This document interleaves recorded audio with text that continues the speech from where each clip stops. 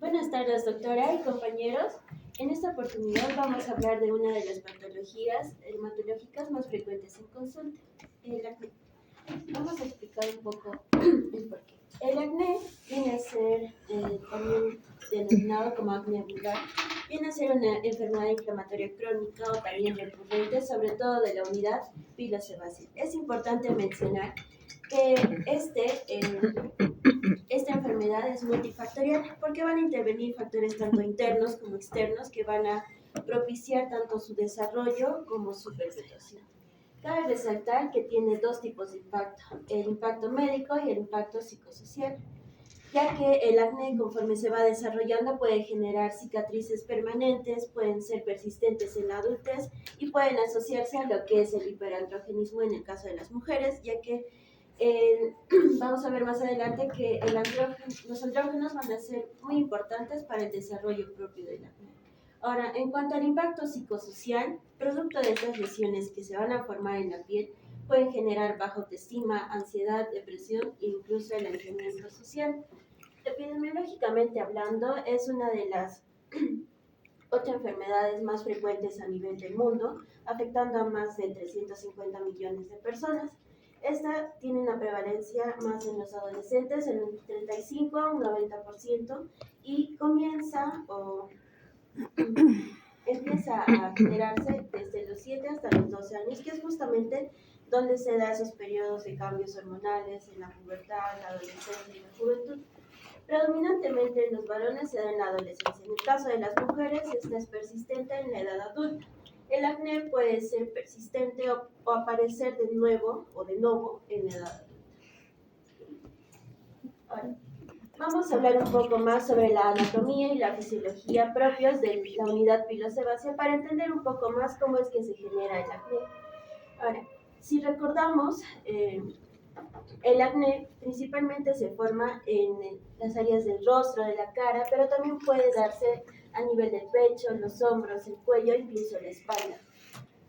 Ahora, vamos a ver cuáles son los principales componentes de la unidad pilosebácea. Está conformado por el folículo piloso, que básicamente es esa estructura tubular de la cual va a emerger el vello y va a poseer una porción en la parte casi terminal hacia el exterior, denominada el infundíbulo. Este lugar es muy importante ya que a este nivel es donde se da la mayor parte de las obstrucciones propias para dar el paso al desarrollo del acné.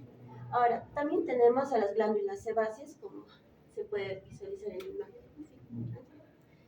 En condiciones normales, esta glándula sebácea va a producir sebo y lípidos que facilitan la lubricación de la piel, también tiene un efecto antimicrobiano y también sirve de barrera y es muy sensible a los andrógenos. Ahora, vamos a ver que a nivel de la piel, como en condiciones normales se va a producir lo que es la descamación de la piel, específicamente al momento de proliferarse los queratinocitos en la capa córnea. Este es un proceso normal que se da de forma ordenada y de forma lenta, y esto a la vez permite que ese sebo, esos lípidos que se producen, salgan con facilidad hacia el exterior. Ahora, ¿qué tienen que ver todas las hormonas en todo este proceso de regulación, sobre todo de la liberación de los lípidos? Es que los andrógenos como la testosterona, la dihidrotestosterona y también como el factor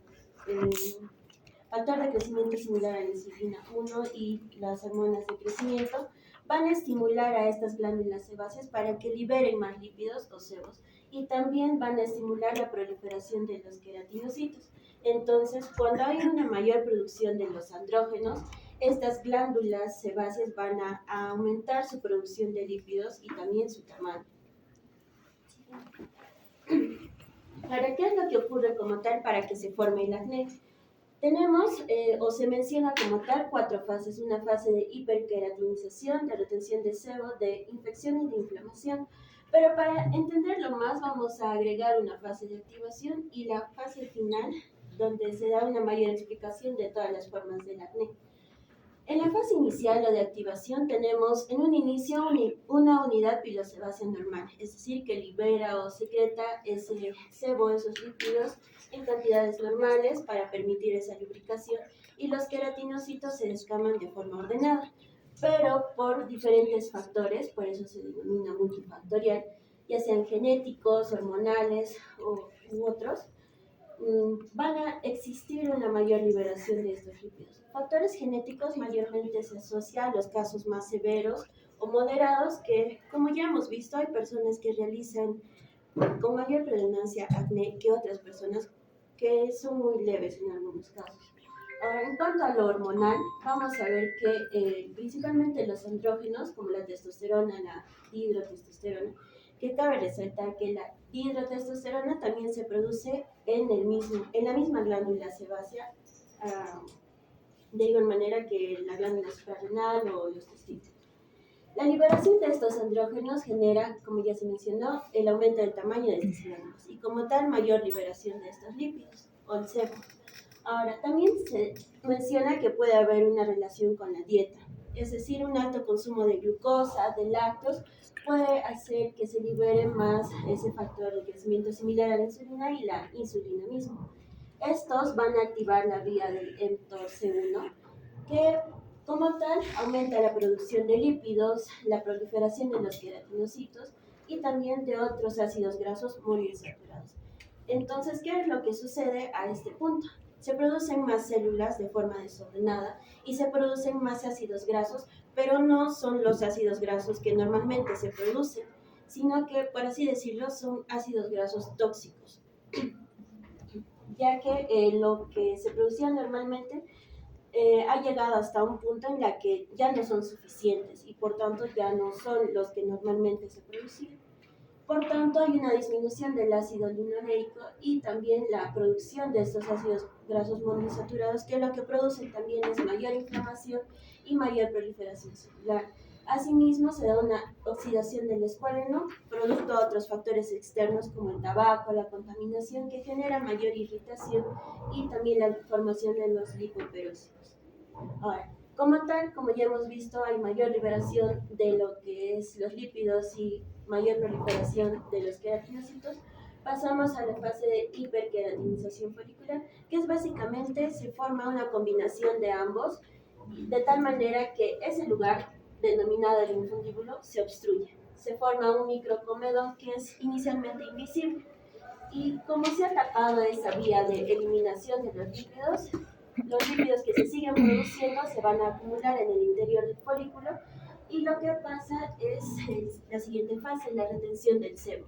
Aquí es donde como tal se va a formar el comedón, que puede tener dos formas de presentación. Un comedón abierto que se presenta cuando existe un poco de extravasación hacia la superficie de este tapón, de tal manera que al estar en contacto con el aire o con el medio ambiente, estos lípidos se oxidan y adquieren ese color medio amarronado o negro. Por eso se denomina también punto negro. O también cuando no existe una salida como tal hacia el exterior, este se va a denominar como punto blanco. Hasta este momento se va a crear un ambiente propio para el desarrollo de una bacteria, ya que va a ser anaerobio y rico en lípidos. Esa bacteria que vamos a encontrar en la piel se denomina la Cutibacterium acnes, que este viene a ser un bacilo gram negativo anaerobio que se alimenta de los triglicéridos y los degrada en ácidos grasos. Ahora, como este es un ambiente propio para su desarrollo, va a infectarlo y también va a permitir la activación del TLR2 y el inflamosoma NLR3. De igual manera, vamos a pasar a la fase de inflamación con la liberación de las interleucinas 1 beta, interleucina 8, el factor de necrosis tumoral alfa y también va a haber la reclutación de los neutrófilos y macrófagos para contener toda esta infección. Aquí es donde vemos las dos diferentes presentaciones a nivel de la piel, las pápulas y las pústulas. Las pápulas como tal van a ser pequeñas lesiones eritematosas, en algunos de los casos van a ser dolorosas y estas son menores a 5 milímetros. Si esta, en su mayoría o casi nunca van a presentar supuración o pus. Ahora, si estas siguen evolucionando, siguen creciendo, van a pasar a lo que son las pústulas, que son más de contenido purulento debido a la acumulación de los neutrófilos más que todo. Y esta se caracteriza porque presenta en el centro un color medio blanquecino, amarillento, rodeado de un halo rojizo. Ahora, hasta este momento todo está contenido dentro del folículo piloso.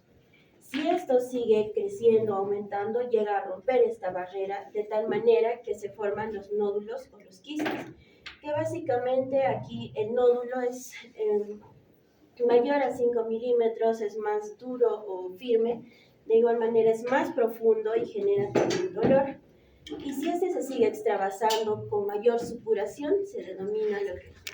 Y ahí es donde propiamente se liberan las bacterias, los queratinocitos, los lípidos, hacia las partes adyacentes al folículo piloso. Y por ello es que se clasifica según el tipo de la lesión y según la gravedad. Según el tipo de la lesión pueden ser no inflamatorias e inflamatorias. No inflamatorias, como ya vimos anteriormente, es hasta este punto de la retención del sebo, que es básicamente un periodo de obstrucción. Y ahí es donde podemos observar a los dos comedones, el abierto como el cerrado. Y aquí podemos ver los ejemplos en la piel. Ahora, si esta se infecta, va a producir lo que es también las lesiones de tipo inflamatorias, como las pápulas, las pústulas, los nódulos o los quistes, como podemos observar.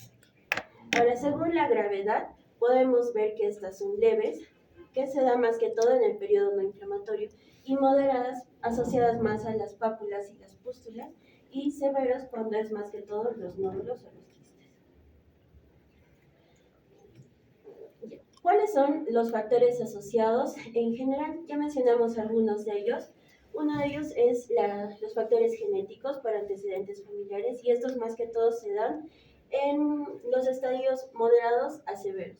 Hormonales, principalmente por el aumento de los andrógenos, como es en la etapa de la pubertad, el síndrome de ovario poliquístico, que a la vez va a generar la resistencia a la insulina, y eso también es un factor predisponente. En las fases premenstruales del embarazo y también del uso de anticonceptivos. En cuanto al estrés, hay mayor liberación de cortisol, también mayor resistencia a la insulina, lo que propicia mayor activación de las glándulas sebáceas y también una respuesta inflamatoria desarrollando o desencadenando todo lo que es el proceso del acné.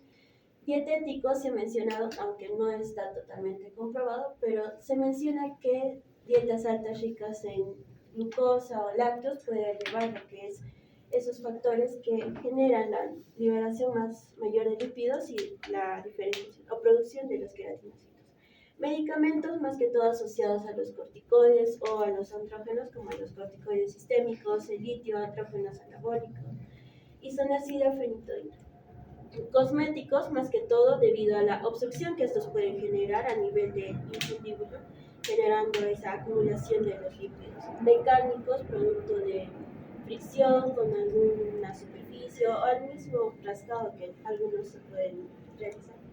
O un lavado excesivo, pero eso no quiere decir que nadie se tenga que lavar, sino que hay que hacerlo con cuidado para no alterar ese estado normal o basal de la unidad pilosebácea. Y también hay que evitar lo que es apretar los granitos como tal, ya que eso también genera que se agrave o se produzcan más el acné. Y ambientales como el clima húmedo, la exposición a contaminantes y una sudoración excesiva que más que todo producen la obstrucción de ese infundíbulo. Ahora, en cuanto a sus variantes clínicas, tenemos el acné conglobata. Como ya se mencionó, existe una fase o estadio severo. Por así decirlo, el acné conglobata es ese estadio muy severo del acné. Es la forma más grave y se presenta en forma de nódulos o quistes y se da mayormente en los varones y se desarrolla más que todo a nivel de la espalda, el pecho y los glúteos. Estas son lesiones más extensas y son supurativas por el mismo hecho de que estas van desarrollándose y van creciendo, van a formar trayectos sinusales y son más propensas a desarrollar cicatrices severas. Y a diferencia de un tipo de acné que vamos a ver más adelante como una complicación, esta no va a presentar síntomas sistémicos.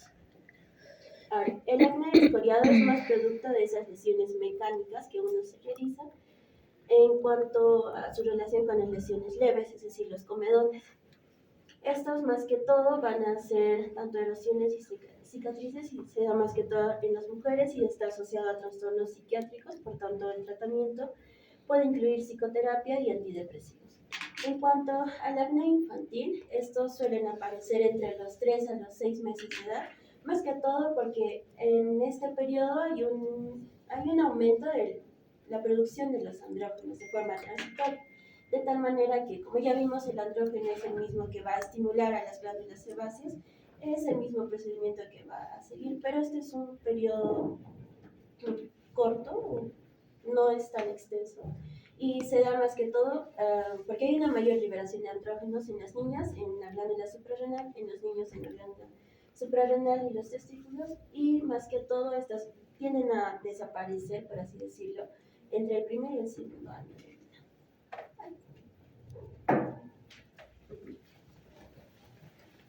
Continuando con cuál es el diagnóstico para el acné. Esto no necesariamente va a tener exámenes laboratoriales. Lo que tenemos que tener más importancia y lo principal es la historia clínica, la anamnesis y antecedentes y el examen físico. Entonces, ¿cuál es lo primero? La anamnesis y los antecedentes. Como ya se comentó anteriormente, uno de los antecedentes es la edad de inicio del acné, cuando comenzó, la duración del cuadro, también si hay familiares de primer grado que tengan antecedentes o una historia de acné de tipo grave o severo. También el historial hormonal es importante cuando comenzó la paciente su menarquía, si su menstruación, cómo es la regularidad de sus ciclos y si estos tienen alguna correlación cuando se presente el acné. Ahora, la medicación habitual. Como se comentó, los glucocorticoides, el litio, isoniazida, anticonvulsivantes, vitamina tipo B12, B9, esteroides anabólicos, los andrógenos, también bromuros o ioduros, tienen un antecedente o pueden llegar a generar un tipo de acné que es el inducido por fármacos. Los hábitos también, qué tipo de cosméticos utiliza la persona, aceites, pomadas, que pueden llegar a ser comedogénicas. También el estrés, ya vimos la fisiopatología y el tabaquismo en las personas.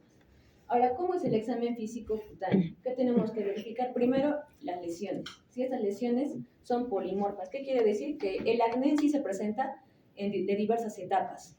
Entonces, las diferentes lesiones van a estar en una diferente evolución. Ahora, pueden ser de tipo comedones abiertos o cerrados. Como podemos ver, los que son patognomónicos, ¿no? Estos son los cerrados, estos son los abiertos y estos son los cerrados. También pueden ser pápulas, pústulas o nódulos o quistes. Ahora, la distribución. El acné se suele distribuir en lo que es cara, cuello, la zona del pecho, la espalda y los hombros en la parte superior.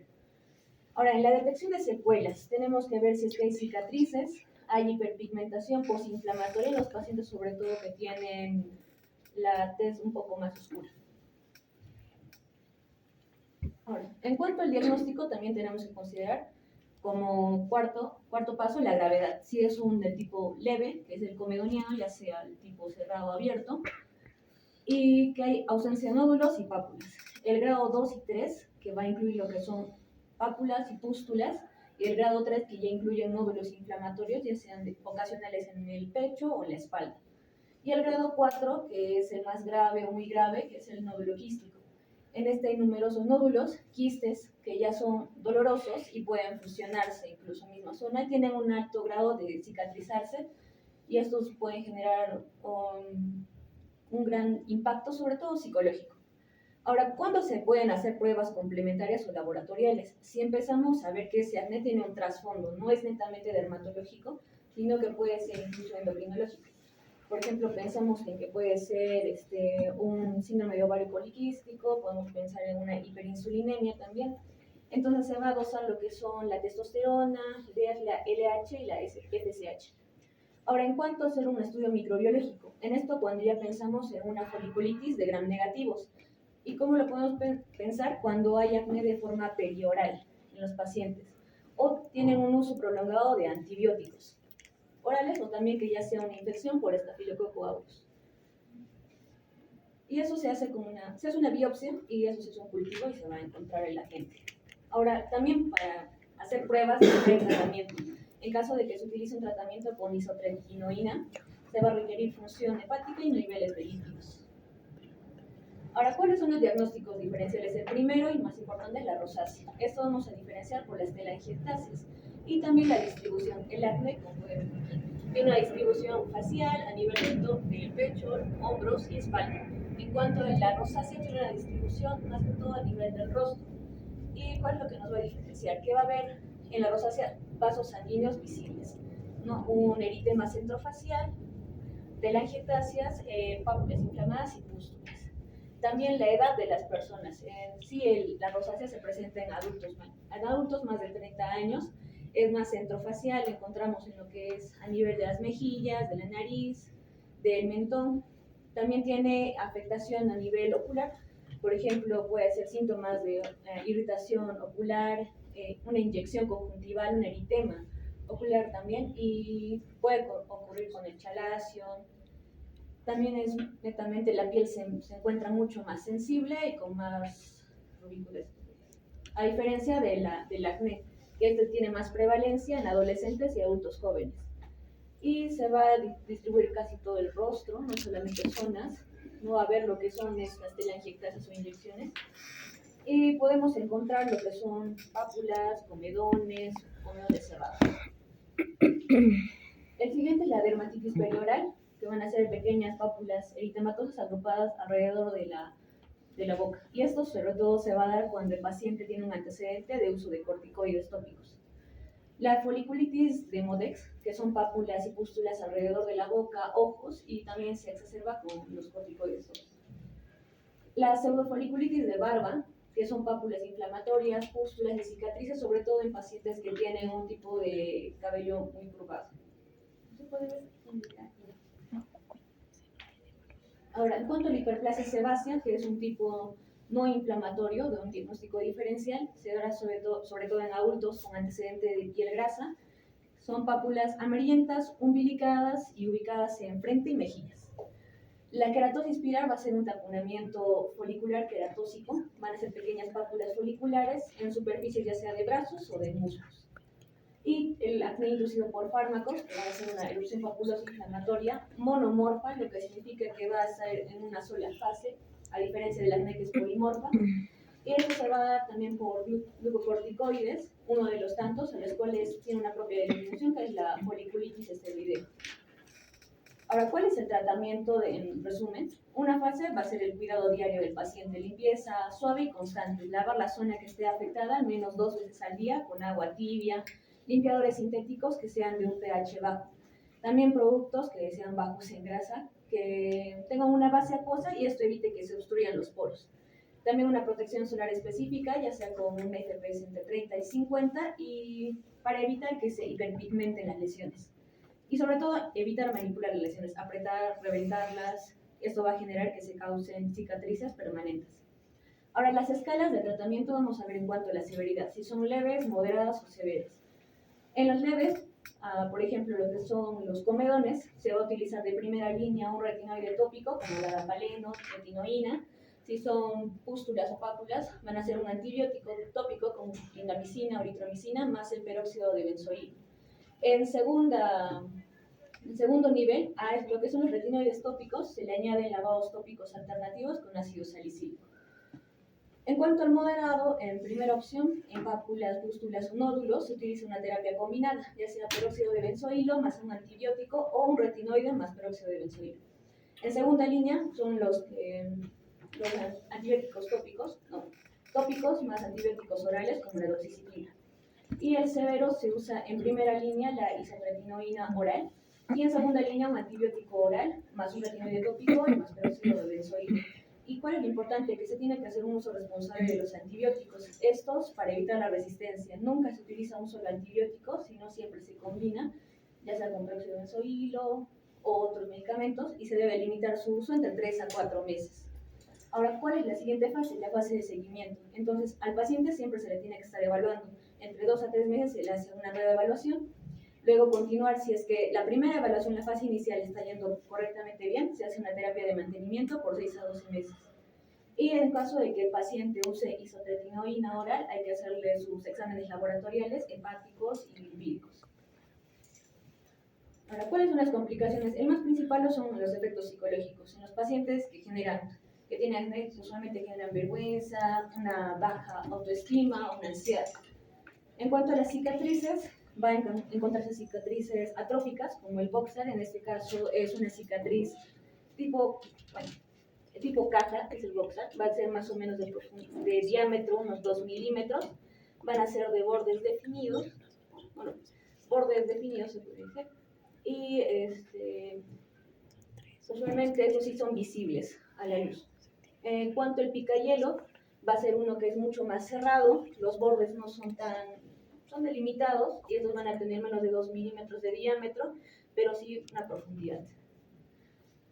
Ahora, los rolling, que son tipo cicatrices en rollo, estos son mucho más, no son tan profundas y eso se ven a una luz especial. Usualmente en otros tipos de luces no se observa tanto y se ubican en zonas de gran tamaño. Ahora, las cicatrices con hipertrofia o cicatrices queloides se van a desarrollar como una cúpula, van a tener una capa cupuliforme que va a cubrir y son sobre todo en zonas de mejillas. En cuanto a la hiperpigmentación, es una también de las complicaciones que se dan en pacientes que tienen la tez más oscura. Y el último, que es el acné fulminans, que van a ser nódulos inflamatorios ulcerados y costras hemorrágicas, van a tener síntomas sistémicos, fiebre, dolor óseo, malestar general y se va a exacerbar cuando se inicia un tratamiento con isotretinoína. Bueno, este es un caso clínico para ver el tratamiento de una paciente de 22 años que llega con un tipo de acné. Como puede observarse, es un tipo pápulas con pústulas, no son tan cerradas, o sea que ya podría ser en una severidad moderada. Y a esta paciente se le aplica un primer tratamiento, que es un tratamiento con acupuntura. Bueno, de sí es el caso clínico, el tipo de tratamiento. No se le da isotretinoína porque a un primer paciente de este caso se le usó y el acné empezó a agravarse mucho más. Entonces se le hizo una clase de acupuntura y se evaluó después de 6 meses y el acné había disminuido considerablemente. La litografía. Solo una pregunta. ¿Qué es un comedón? ¿De qué está formado el comedón? Los comedores. Como tal, se menciona que una vez que se ha generado esa obstrucción, es básicamente la combinación entre los lípidos que se están liberando más los queratinocitos que se están produciendo, pero es esa combinación de ambas. Más las bacterias, ¿no? Sí, no propiamente las bacterias, ya sería la fase de infección. El comedón como tal es la combinación entre los lípidos y los queratinocitos que se están proliferando. ¿Y por qué es negro? ¿Por qué es negro el comedón? Por la oxidación ¿Ya? Bueno. ¿Oxidación de qué? de la grasa que se está acumulando cuando se oxida, cuando está abierto, entonces empieza a oxidarse y toma esa coloración amarronada. Ya, oscura, ¿no? Es una oxidación de la melanina, ¿ya? Y del sebo, ¿no? Entonces, esa es la característica del comedón. Esto lo vamos a revisar. Ya, Hay una cosa que quería argumentar y que me olvidé de mencionar. Tal vez algunos se han preguntado por qué justamente nos da a nivel de la cara, en los hombros o la espalda o el mismo cuello, ¿por qué no en otras zonas? Porque esas zonas son altas o ricas, o tienen una alta densidad en lo que son las glándulas. Es justamente por eso. Una consulta. ¿Hay algún tipo de acné o los nódulos, tal vez en este caso, pueden aparecer también en el cuero cabelludo? ¿O algún tipo de acné que pueda aparecer en el cuero cabelludo? Sí hay. A nivel del cuero cabelludo también hay folículos pilosos. Entonces sí puede haber la presencia de pústulas, pápulas, al menos de que comedones, no como tal. Si llega a haber una infección, sí puede llegar a generar pústulas o pápulas. Sobre todo pústulas.